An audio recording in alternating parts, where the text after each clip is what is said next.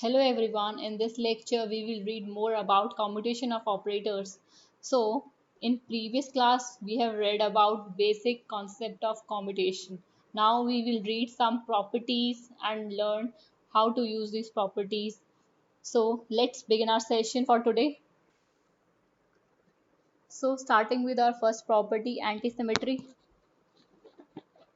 So, what is antisymmetry? If we change the order of commutator operator like A, B, we have two operators commuting with each other. Then if we reverse the order, then we should add the negative sign to it in order to hold this equality.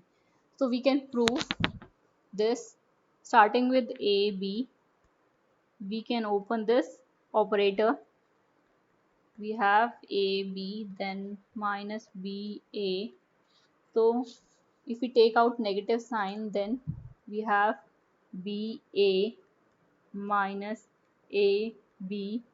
So this can be written as minus of B cap comma A cap. So this is our first property. This is the first property called antisymmetry. So it is easy. So our next property is linearity. If we have to do the commutator of individual with sum of operators like B cap plus C cap plus D cap and so on. So we just have to open the individual commutator operators A, B plus A, C, then A, D and so on. In this way, we have to open such type of operator. So our next property, that is third property, is how to find the Hermitian conjugate of a commutator operator. Conjugate of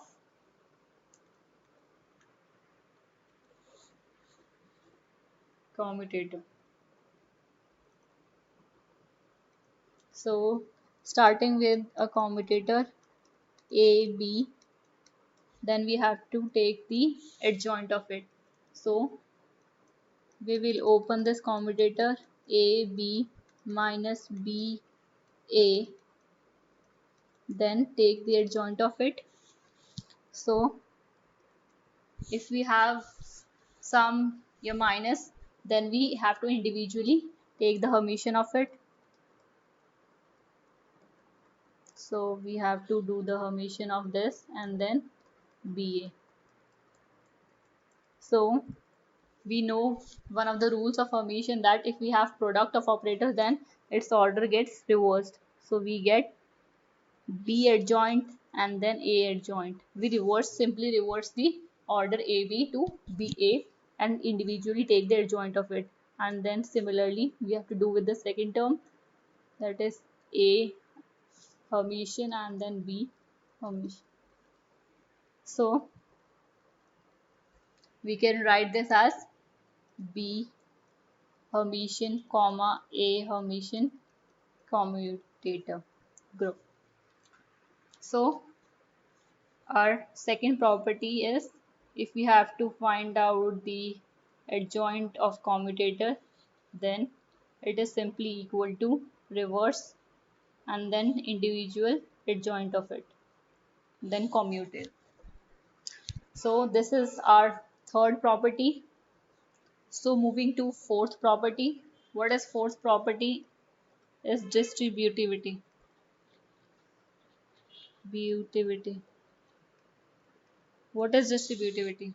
If we have a commutator A and then we have product of operators, we have to find the commutator of such a operators. Then we have to open up individual.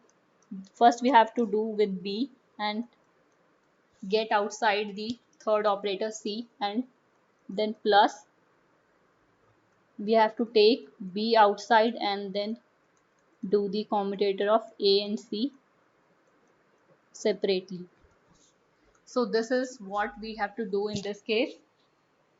And like this, if we have first term A, B and then C, in this case we have to first take out A separately and then do the BC commutator, and then we have to do with AC and take out B backwards. So this is our fourth property. Moving to our next property. So our fifth property is Jacobi identity. What is it? In this identity, if we have three operators A, B and C, first if we commute, if we find the commutator of B and C and then with A commutator, some of these three terms vanishes. So we just have to take this in the next term B out and then A forward. This is the pattern we should follow. This is the cyclic rotation we have to follow in this identity. So C, then we have to do the A, B. So the sum of these three terms should vanish. This is the Jacobi identity. So our next property is sixth one. If we have to find the commutator of an operator with any scalar, then this commutator always vanishes. That means operators always commute with scalars. So its commutator always equal to 0. So these are some properties, and this is it for today. If you have any doubts related to these topics, you can write me in the comment box, and thank you for watching this video.